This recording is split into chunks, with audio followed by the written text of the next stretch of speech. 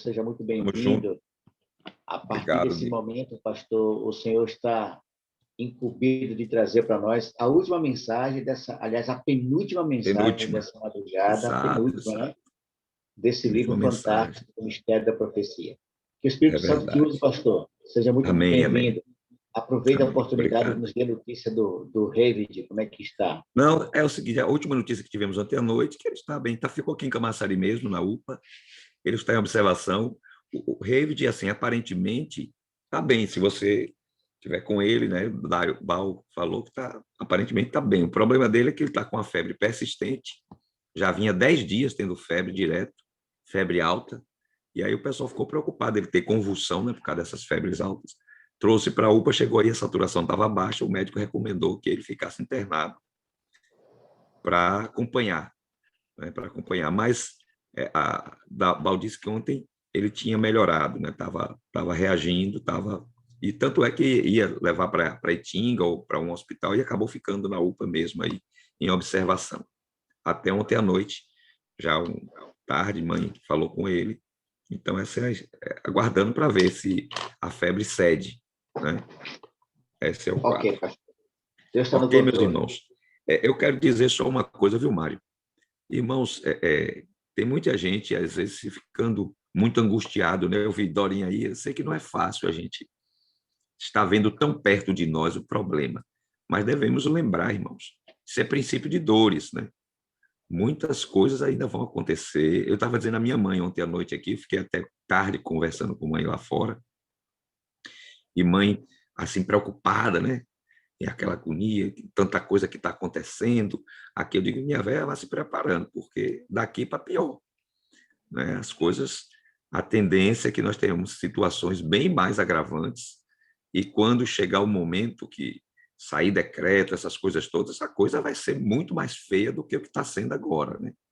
A gente tem que vamos preparar o coração, porque não vai ser brincadeira enfrentar as provas, aqueles que ficarem vivos aí para o fim mesmo, não vai ser brincadeira não, irmãos, a coisa vai ser angustiante, vai ser de sofrimento. Lembre da angústia de Jacó, vai ser um negócio meio complicado mesmo, né, gente?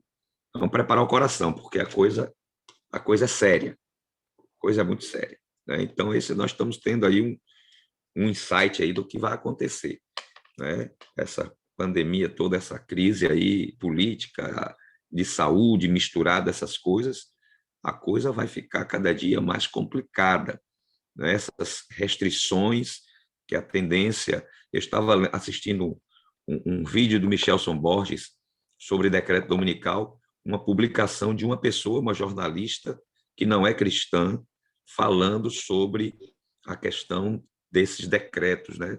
Lembrando a questão do decreto dominical, que houve uma comemoração por parte de alguns grupos que defendem a guarda do domingo, uma comemoração do decreto de Constantino. Lembra que o decreto foi em março de 321, vocês lembram disso, né? O primeiro decreto lá, colocando o domingo como dia de descanso, né? Por causa do Deus Sol e não por causa de Jesus. Mas ela lembrando desse fato e lembrando dos movimentos que existem no mundo, né, para que o domingo se torne realmente um dia mundial de descanso. Então, quando esses decretos surgirem, porque eles querem um decreto que tenha força de lei para impedir as pessoas de trabalharem no domingo.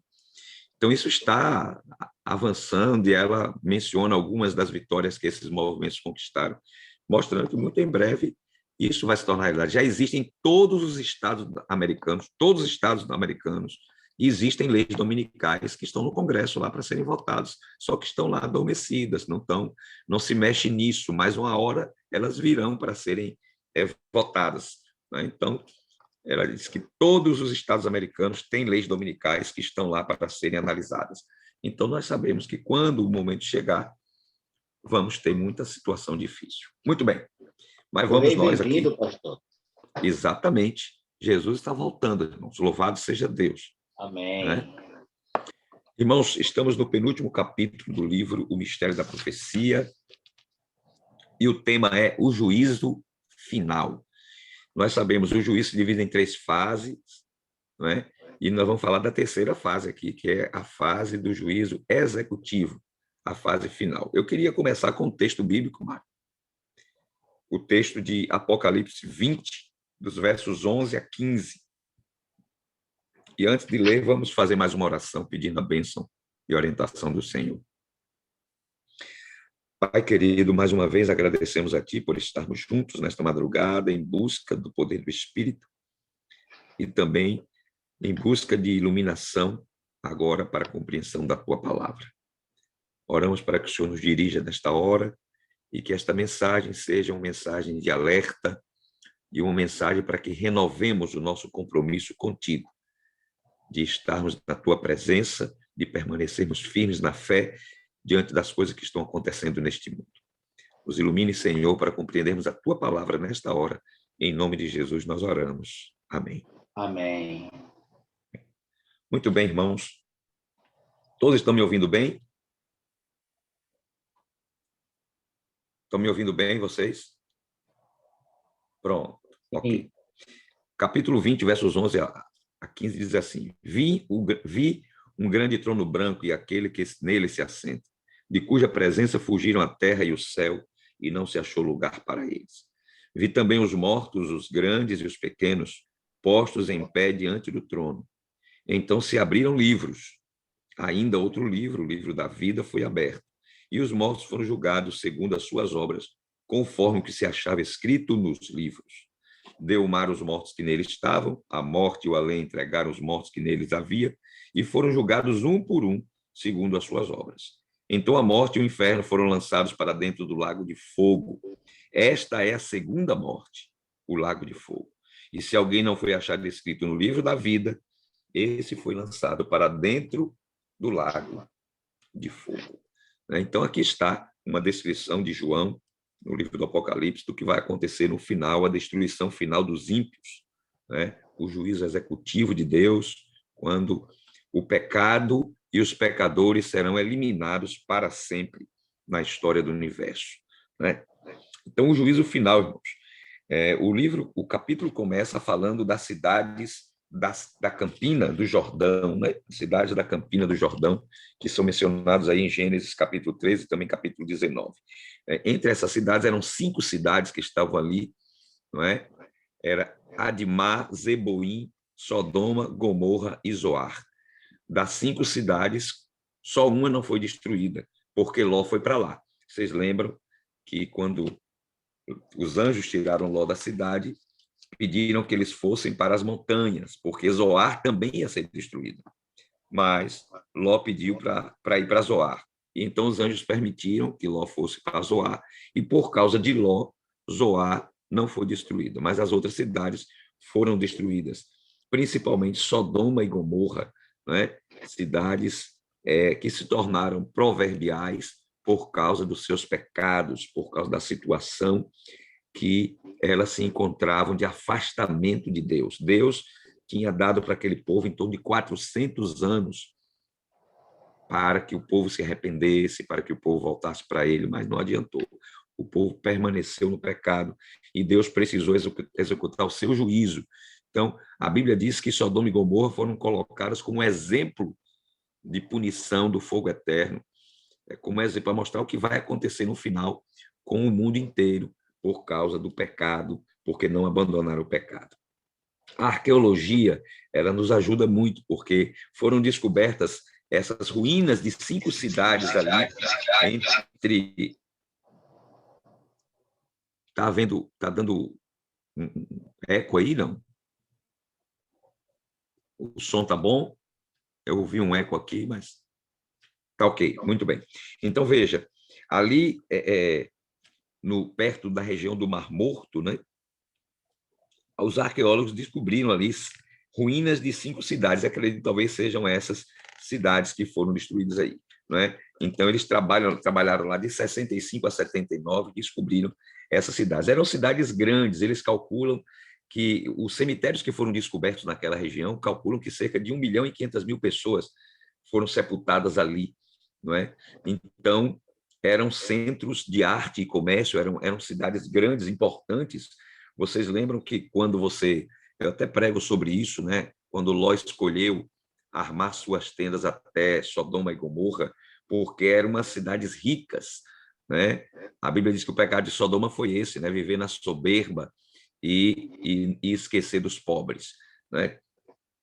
Então, havia ali cidades muito perversas, mas eram cidades grandes, queridos. Cidades, acredito que algumas delas com 150 mil habitantes, então eram cidades realmente grandes. Né? Um tópico do livro trata sobre um homem justo, falando de Ló. Então, Ló, embora estivesse morando em Sodoma, ele não aceitava e nem aprovava o estilo de vida daquele povo.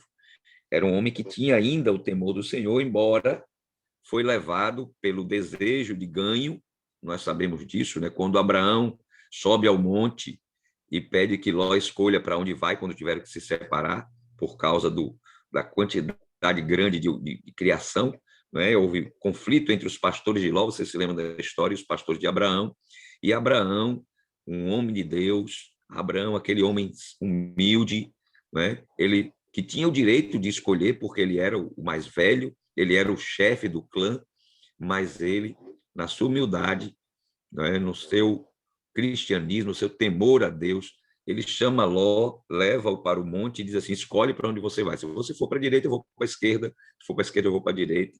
E Ló, olhando a campina do Jordão, toda bem regada, as cidades prósperas que estavam ali, e a possibilidade de ganho, né, ela encantou Ló. E Ló nem consultou a Deus, já escolheu ir para Sodoma.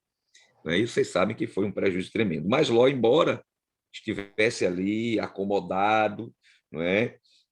Apreciando as conveniências e o glamour da cidade, né?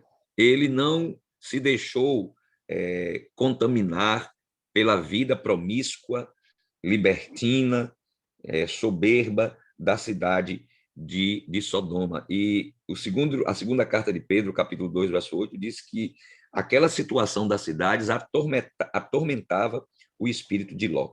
Então, Ló estava ali, não é? Mas ele não concordava. E os anjos, então, vieram para destruir Sodoma e Gomorra e tiveram que tirar Ló de lá. Vocês sentiram que eles estavam tão apegados à comodidade na sua zona de conforto na cidade, que eles não queriam sair. Os anjos tiveram que tomar pela mão, não é? A Ló e a sua família. A Bíblia diz que Deus, sendo misericordioso para com Ló, tomou pela mão e tirou da cidade. E eles foram, não é? Foram para lá. Queridos, aí ele faz uma comparação com Babilônia. Assim como Sodoma e Gomorra, muitas pessoas também estão vivendo hoje em Babilônia, no meio dessa confusão religiosa, muita gente acomodada, muita gente com a situação, com uma atitude semelhante à de Ló, né? Elas não concordam com o que está acontecendo na sua igreja, na comunidade onde ela está, ela sabe que está errado, não está de acordo com a Bíblia, mas estão tão acomodados, tão confortáveis onde estão, que não querem sair. Aí eu me lembro que nós já conhecemos muita gente assim, não é? Irmãos que estão em igrejas equivocadas, que estão vivendo num lugar que ele sabe que não está certo, ele tem conhecimento da palavra, ele já estudou a Bíblia, ele assiste a Novo Tempo, ele sabe a verdade, mas ele está tão acomodado, tão confortável na comunidade onde ele está, que ele não está disposto a sair de lá, não é? Não está disposto a sair de lá. Então, sair de Babilônia requer que nos destaquemos da multidão e sejamos diferentes. Nem todo mundo está disposto a isso. Porque quando você decide sair, você vai sofrer as consequências da sua decisão.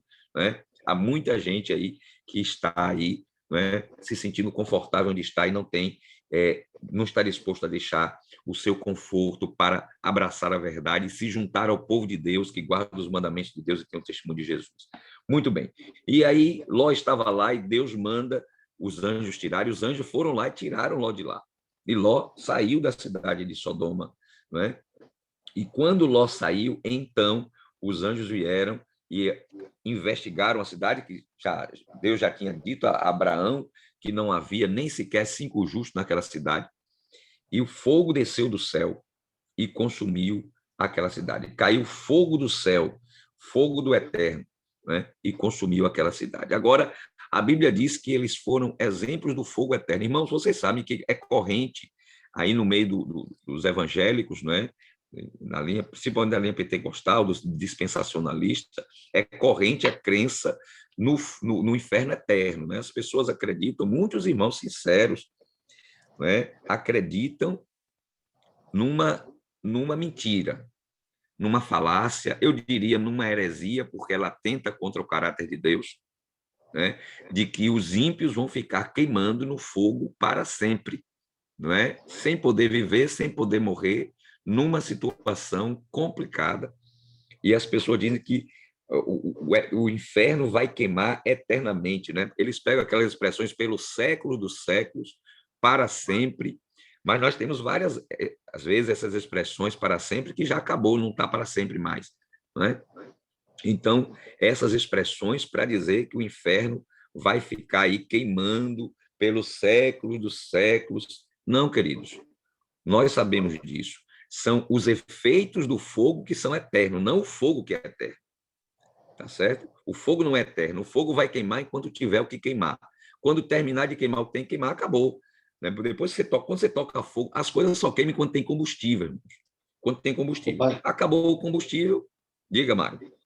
Pastor Robson, me permita interferir em Sim. relação também a essa questão do fogo eterno. Eu pergunto para essas pessoas o seguinte: para quem é a vida eterna? A vida eterna, eles respondem, né, que é para os salvos. E eu Pronto. pergunto, então como é que o ímpio vai viver eternamente queimando? Se a vida eterna só é para os salvos. Então o ímpio também terá a vida eterna? Aí eles ficam sem sentido, não sabem o que responder. É bem porque simples. Não faz sentido, Mário, é verdade. O salário do pecado é a morte, mas o dom gratuito de Deus é a vida eterna. Então, o salário do pecado não é A vida sofrimento eterna de eterno. sofrimento. Não, Exato. não é sofrimento eterno. O salário do pecado não é sofrimento eterno. O salário do pecado é morte eterna. E morte é contrário de vida.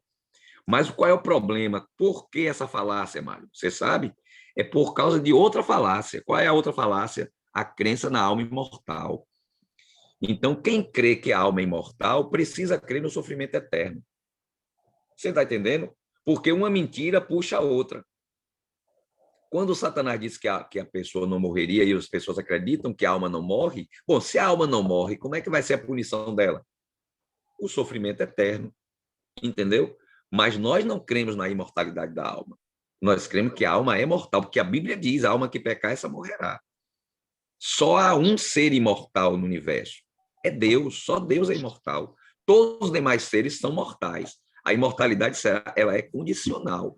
Ela é condicional. Nós não temos mortalidade, imortalidade inerente, não. A Bíblia diz que o único que possui imortalidade, Paulo escrevendo a Timóteo, ele diz: o único que possui imortalidade é Deus. Né? Deus é imortal. Os seres humanos, nós somos mortais. Os anjos são mortais.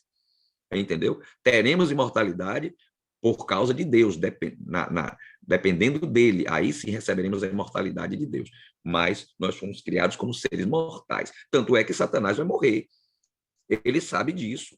Satanás, os anjos vão morrer. Porque o salário do pecado é morte e não sofrimento eterno. Ainda mais, a Bíblia tem vários textos que falam sobre isso. Não é? Vários sobre isso. É interessante porque eles dizem que há um lugar aqui debaixo da terra que está queimando e que o inferno já está lá, né? Que tem gente que já está lá, foi para o inferno. Inclusive, minha filha chegou essa semana passada em casa, falando assim: painho, como é que o pessoal crê como é que o pessoal sabe quem está no purgatório? Ele disse: por quê?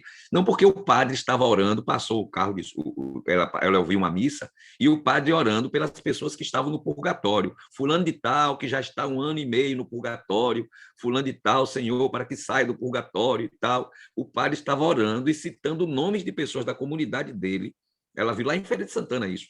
Ela ouviu, né, o padre rezando e pedindo pelas almas que estavam no purgatório. Ela me perguntando: pai, como é que ele sabe quem está no purgatório? Eu digo: não sei não, ele deve fazer uma avaliação de que a vida da pessoa não era muito boa e acha que a pessoa estava... Ele já faz o julgamento de quem está no purgatório. Então as pessoas acreditam que tem gente no inferno já queimando lá, já foi direto para lá e está sofrendo lá e vai ficar sofrendo lá eternamente. Irmãos, não existe esse lugar. E uma outra coisa que ele chama atenção aqui é que a Bíblia diz aqui que o fogo vem do céu. Se o inferno está debaixo da terra, como é que o fogo que vai queimar os ímpios vem do céu? A Bíblia diz que o fogo vem de Deus. Deus vai derramar o fogo sobre ele. O fogo vem do céu para queimar o ímpio. Não vai subir da terra o fogo. Não é de baixo que vem, é de cima. Vem de cima, vai ser derramado sobre eles. Não é? E quando nós conhecemos a Deus, irmão, quando a gente conhece o caráter de Deus, a gente não pode admitir que um Deus de amor vai tolerar, suportar ver seus filhos queimando eternamente. E a Bíblia diz lá em Malaquias que se farão cinzas. Os ímpios se farão cinzas debaixo da planta dos vossos pés. Não é? Então, a gente deve lembrar disso. Cinza realmente é o que sobra depois que queima tudo. Então, nós não cremos nisso, tá certo? Deus não tem prazer na morte de ninguém, está dando oportunidade para que todos sejam salvos. Mas ele vai respeitar a escolha daqueles que não querem. Porque nós temos que entender uma coisa. A vida não está em nós não temos vida inerente.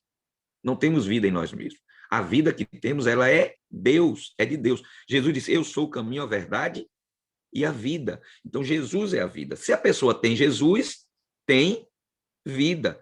Quem não quer ter Jesus, não vai ter vida. É simples assim, irmãos. A matemática é essa. Entendeu? Tem Jesus, tem vida. Quem não quer ter Jesus, vai ter o quê? Morte. Ok? Vai perder a vida. Porque a vida pertence a Deus. A vida não nos pertence, a vida é de Deus. Ele está nos dando a oportunidade de também termos vida nele. Mas aqueles que não querem ele, ficarão sem essa vida que é dele. Porque é impossível viver sem Deus. Tá certo? É impossível viver sem Deus. É interessante que é uma citação de Obadias 16, aqui interessante, onde ele diz que as nações serão como se não tivessem sido. Não é? Ou seja, antes de você existir, você era o quê, irmão? Nada, não é? Nós não existíamos, éramos nada. Eu pergunto, quando a pessoa morreu, o que é que ela vai voltar a ser? Nada, irmãos. Entendeu? Você não existia, e aqueles que rejeitam o plano de Deus, a salvação que Jesus oferece, a vida que Deus oferece, voltarão a não existir, vão deixar de existir. É simples assim. Qual é o problema das pessoas? É que as pessoas acham o castigo muito pouco, irmão. O que eu vejo é um espírito miserável que há em nós, que a gente quer vingança do ímpio. A gente não quer, a gente não tem pena do ímpio. Na verdade, eu vejo alguns irmãos cristãos, quando fala da destruição do ímpio, fala como se fosse um prazer ver o ímpio morrer, perecer e ficar sofrendo lá eternamente do castigo eterno. Porque quando você fala... Eu lembro que eu conversei com um primo meu e ele disse assim, aí é muito bom, aí vai ser muito bom não sofrer eternamente. A pessoa, não, pecou, morreu, acabou. Assim, vai ser assim só. Muito bom. Quer dizer, ele está achando pouco o castigo. Está achando pouco perder a eternidade. Ele acha que tem que sofrer mesmo eternamente. Quer dizer, a pessoa pecou aí durante 50 anos e vai viver a eternidade, vai passar a eternidade sofrendo para pagar 50 anos de pecado. Não haveria justiça nem misericórdia. E a Bíblia diz que Deus é justo e misericordioso. Muito bem, queridos. Então, nós precisamos entender o seguinte: quando Cristo voltar, duas coisas vão acontecer. O ser humano estará ou eternamente salvo ou eternamente perdido. Tá certo? Então, quem não estiver em Cristo vai sofrer o dano da segunda morte. E a Bíblia ainda fala disso. Né? O lago de fogo é segunda morte. Morte é o contrário de vida. Certo? Na morte ninguém sente, ninguém pensa, ninguém sofre. Não, morreu, acabou, irmão. Morreu, depois que a pessoa morreu, não sente mais nada, não sabe mais de nada, acabou. Tá certo? E é isso que vai acontecer com todo aquele que rejeitou a salvação oferecida por Jesus. Tá certo? Os que aceitaram vão ter a recompensa, não é? De ter aceitado a Jesus, que é vida eterna. É vida, é felicidade, é alegria, é trabalho, não é? É realização no mundo perfeito que Deus vai recriar, tá certo? Então, essa é a questão. E aí nós temos 10 passos aqui que eu vou tentar ser bem rápido para dar tempo, porque o nosso tempo está acabando, sobre a segunda vinda de Cristo. E a segunda vinda de Jesus? Porque, na verdade, a segunda vinda de Jesus é que desencadeia todos esses passos. O que é que vai acontecer? Primeira coisa, Jesus virá nas nuvens dos céus. Ele virá de forma visível, de forma corpórea, todo olho o verá, tá certo? A sua vinda será o maior espetáculo que o planeta já viu. Nada se compara à vinda de Jesus. O diabo vai tentar imitar a volta de Jesus, mas ele não conseguirá. E nós precisamos saber de como vai ser a vinda para não sermos enganados pelo diabo. Então ele virá de maneira gloriosa, com todos os anjos virão com ele. Os mortos em Cristo ressuscitarão perfeitos. Aqueles que têm defeitos serão curados no momento da volta de Jesus, serão transformados, os que estiverem vivos, para serem levados por ele, ok? Então, Jesus volta nas nuvens do céu, todo mundo vê, os mortos em Cristo ressuscitarão, tá certo? o nosso corpo, aqueles que estivermos vivos, será transformado, o nosso corpo será transformado, revestido de incorruptibilidade, de imortalidade, tá certo? Todos nós, e aí, juntamente com os que ressuscitaram, nós seremos arrebatados ao encontro do Senhor nos ares. Então, você já sabe, irmão. Olha, Jesus voltou, Jesus está ali, chegou, não sei o que e tal. Se você não viu, ele não voltou. Não é ele. É o diabo tentando imitar a volta dele. Se você não está sendo arrebatado para encontrar com o Senhor nos ares, então não é Jesus, você já sabe. Está entendendo? Já sabe que não é. Não é a segunda vinda dele, porque na segunda vinda de Jesus, os mortos vão ressuscitar. Nós seremos transformados e arrebatados a encontrar o Senhor nos ares. Então, se as pessoas estão dizendo que Jesus voltou, está não sei aonde, está não sei aonde, está não sei aonde, não aconteceu nada disso, você já sabe que não é a verdadeira volta de Jesus, é o diabo que vai personificar a vinda de Cristo para enganar o povo incauto, aquele povo que não se abeberou da palavra de Deus, que não se alimentou da palavra. Então, nós temos que ficar ligados nisso aqui, tá certo? Então, nós seremos arrebatados ao encontro do Senhor nos ares. Será um momento maravilhoso quando vamos reencontrar os nossos amados que dormiram no Senhor e vamos nos reencontrar, nos unir novamente a Ele para nunca mais nos separarmos, tá certo? O ponto 4, estaremos para sempre com o Senhor, diz 1 Tessalonicenses 4:17, não é? Então, queridos, olha, a nossa vida neste mundo, ela é muito breve, irmãos. Eu vou completar essa semana agora 56 anos, irmão. Eu fico olhando para mim de vez em quando, eu nem acredito. Eu era um menino outro dia, Mário. Eu era um menino, entendeu? Correndo nas estradas da Camandaroba, brincando de carro de lata. Um menino outro dia, ainda me lembro da minha adolescência, da minha época de juvenil. Era um menino, hoje vou fazer 56 anos, não é? Então, quer dizer, minha avó está com 101 anos, me lembro de minha avó, eu viajando com ela de trem, eu garotinho, minha avó me levando para Salvador, de trem para Santa Luz, entendeu? Minha avó está com 101 anos. Então, quer dizer, o tempo passa muito rápido, mas a vida que Jesus promete não passará.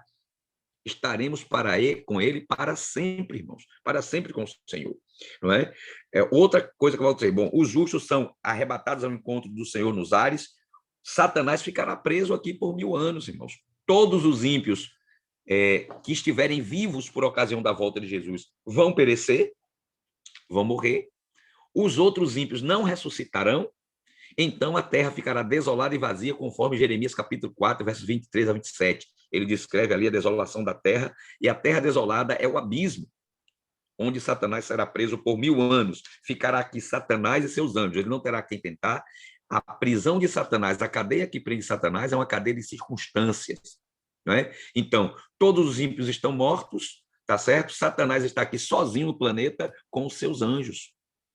A terra estará desolada e vazia e em plena escuridão, nas trevas, porque o sol se retirará. Não é? Então ficará tudo escuro, os salvos estarão no céu com Jesus, participando do julgamento dos ímpios lá no céu, e Satanás estará preso aqui na terra durante 1000 anos. O povo de Deus estará cumprindo a tarefa de julgar, e o apóstolo Paulo diz isso em 1 Coríntios 6:2, não sabeis que os santos hão de julgar o mundo, não sabeis que havemos de julgar os próprios anjos, diz o verso 3, então nós estaremos lá para saber por que aquela pessoa que a gente pensou que ia estar lá não vai estar. Por que é que muitos, infelizmente, nós sabemos que muitos dos nossos queridos não estarão, não é? E, infelizmente, não é? E a gente vai saber por quê. Por que é que o pastor fulano não está aqui? Cheguei e não encontrei, não é? Esperava encontrar alguns lá, não encontrarei. Por quê? E nós vamos precisar saber. Então, por isso que os santos precisam participar do julgamento durante o milênio. O livro de registro no céu será aberto para que todos vejam. Cada dúvida e cada pergunta será respondida, irmãos. Não haverá dúvida na eternidade. Ninguém vai ficar lá dizendo, não, eu acho que Deus se enganou. Poxa, fulano de tal era tão consagrado, mas fulano falava tão bonito de Jesus, mas fulano fazia tanta caridade, ajudou tanta gente, fulano pregou, conquistou tantas almas, não está aqui. Não, não, Deus deve ter se enganado, alguma coisa está errada. Não, irmãos, os livros serão abertos, os registros do céu vão ser abertos a todos os justos e todos vão conferir lá e vão saber por que fulano ou beltrano que você pensou que está, não estarão lá. Ok? Então, isso a gente precisa ficar bem claro para nós. Deus é justo, irmão. Deus é justo o tempo todo. Deus é justo. Olha, pode parecer que a coisa não é... Não, fique tranquilo, confie, porque Deus é justo. Certo? Isso vai ficar claro para todo mundo. Inclusive, todo mundo vai declarar isso. Os salvos e os perdidos vão declarar a justiça de Deus no fim.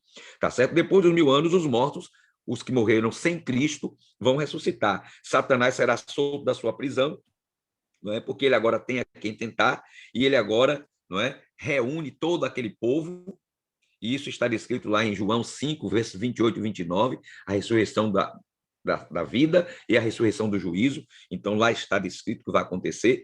Os restantes dos mortos só ressuscitam depois dos 1000 anos.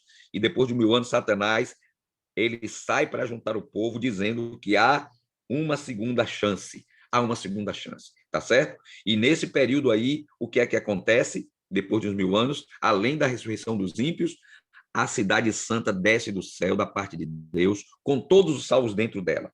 E agora Satanás faz a sua última tentativa de salvar a sua causa. Ele reúne todos os perdidos de todos os tempos e agora junta todo mundo e chama todo mundo para a peleja. E vamos lá, tomar de assalto a cidade, que a cidade é nossa, nosso exército é maior. Vamos lá. E eles vão atacar a cidade santa. E aí, a última coisa que acontece. A Bíblia diz em Apocalipse 20, verso 9, desceu, porém, fogo do céu e os consumiu. Né? E aí, o fogo eterno não foi preparado para os seres humanos, mas sim para o diabo e seus anjos. A Bíblia diz isso em Mateus 25, que o fogo foi preparado para o diabo e seus anjos. Mas todos aqueles que escolheram permanecer ao lado dele serão lançados com ele. Tá certo? Nós precisamos entender isso. Eu acho interessante no livro Grande Conflito, irmãos, não está aqui, eu pensei que ele ia colocar, ele não colocou aqui nessa parte, não sei, na última, não lembro, mas a irmã White diz que nesse momento, quando Satanás reúne todo o seu exército e marcha em direção à cidade, um trono se levanta da cidade e todos contemplam, é Jesus no trono. E eles param ali. E diante deles, como na tela de um grande cinema, passa toda a história da redenção e todas as oportunidades que eles tiveram de salvação. Ok? Então, os ímpios, eles vão ver todos os momentos que eles tiveram para tomar decisão lá de Jesus, para aceitar Jesus, e eles rejeitaram. E é nesse momento que se cumpre aquela palavra onde diz que todo joelho se dobrará e toda língua confessará que Jesus é Senhor. É nesse momento aí que tanto os salvos quanto os perdidos vão dizer e vão reconhecer o que está lá em Apocalipse, né? Justos e verdadeiros são os teus caminhos, ó Rei das Nações. Apocalipse 15, 3. Todo mundo vai reconhecer que Deus foi justo. Deus foi justo. Eles não estão arrependidos, irmãos. É apenas um assentimento de uma verdade que não pode ser negada. Ok? Não pode ser negada. Então, eles vão reconhecer que Deus foi justo. Mas aí o diabo os inflama e eles vão para tomar a cidade e desce fogo do céu e os consome.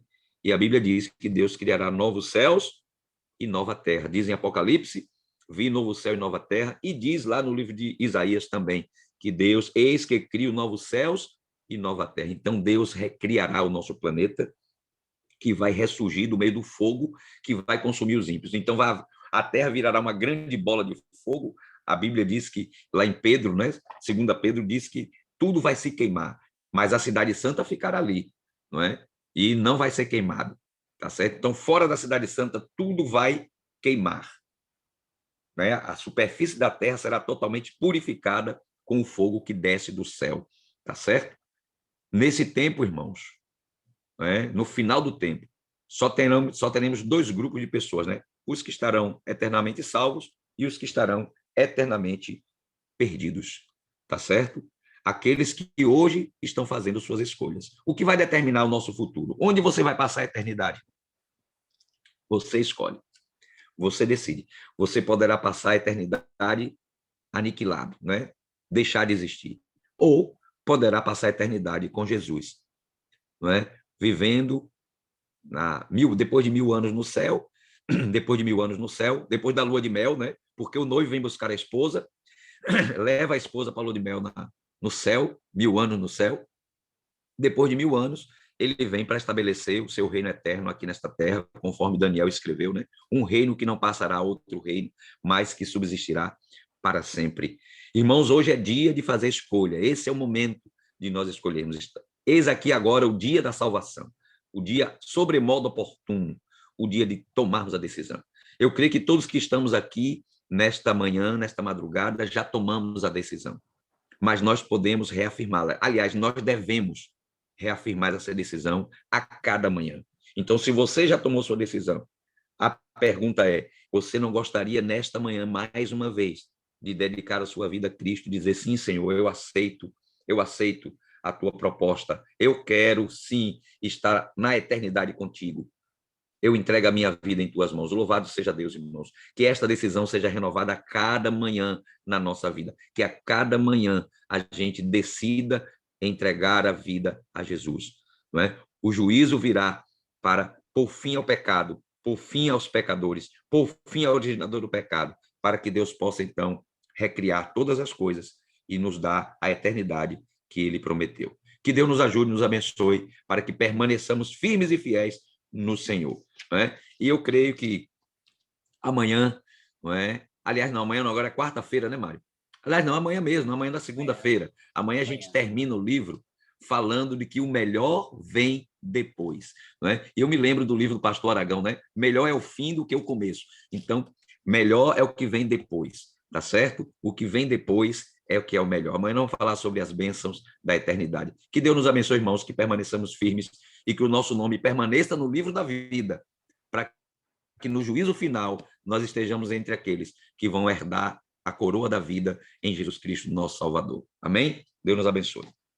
Amém, amém. Que maravilha. Deus seja louvado. Deus... Amém, amém. Não tardará e já já estaremos indo para a casa do Pai. Pastor Robson, meu querido, muito Louvado seja Deus. obrigado. Mais uma vez, o Senhor nos trouxe conhecimentos maravilhosos, nos fez lembrar e sonhar com o céu, né? Louvado seja Deus. Deixa eu passar aqui para vocês rapidinho quem vai estar conosco na relação de intercessores, de 7 às 21 horas. Voneide, NN, Carlos de Mata Escura, Cleiton, Gerlânia, Sueli, Maria das Graças, Deisiane, Fatinha Dantas, Leilda, Ineuza, Angélica Damasceno, Rita Naide, Márcio Azevedo Araújo e João Rodrigues. E quem vai estar conosco na madrugada, pastorando na madrugada, a última madrugada desse livro, é o irmão Mário, o pastor Robson, Angélica Damasceno e Márcio Araújo. Esses são os oradores da madrugada de amanhã. Queridos, lembre-se sempre, Amém. eu oro por você, você ora por mim, e Deus age por todos nós. Pastor Robson, suas considerações finais e a sua oração, amigo. Muito bem, queridos. Como diz a irmã Valtir colocou aqui: eu quero estar com vocês no céu. Eu também quero, irmãos. Eu quero também estar quero. Com vocês lá, em nome de Jesus. Eu também quero, em nome de então, Jesus. vamos permanecer em Cristo para que nós possamos ter a alegria de estarmos juntos na eternidade. Né? Vamos orar, irmãos. Graças rendemos ao teu nome, Senhor, por tuas bênçãos em nossa vida, por mais um encontro nessa madrugada. Ó Pai querido, que o teu Espírito Santo verdadeiramente habite em cada um de nós e ele nos prepare para permanecermos firmes, mesmo diante das provas e das dificuldades que virão ainda contra nós. Que o Senhor tenha misericórdia de nós, nos mantenha firmes na fé. Se o Senhor vê que a gente aguenta o tranco, que permaneçamos até a volta de Jesus. E se não, que o Senhor nos faça descansar em Ti, para que possamos aguardar no descanso a gloriosa volta de Jesus. Ó Pai querido, toma em tuas mãos cada um dos teus filhinhos que aqui estamos e nos dê realmente a alegria de estarmos juntos lá no céu com o Senhor. Nos dá a tua bênção para esse dia, essa nova semana, e use-nos, Senhor, para falar desta esperança para tantas pessoas que ainda precisam se decidir ao teu lado, de maneira especial aqueles que estão mais perto de nós. Nos dá a tua bênção, nos usa para a glória do teu nome, fortalece a nossa fé e nos mantém firmes até que Cristo volte. Em nome dele nós oramos e agradecemos. Amém, Senhor. Amém. Amém, amém. Deus seja louvado. Uma ótima semana a todos vocês.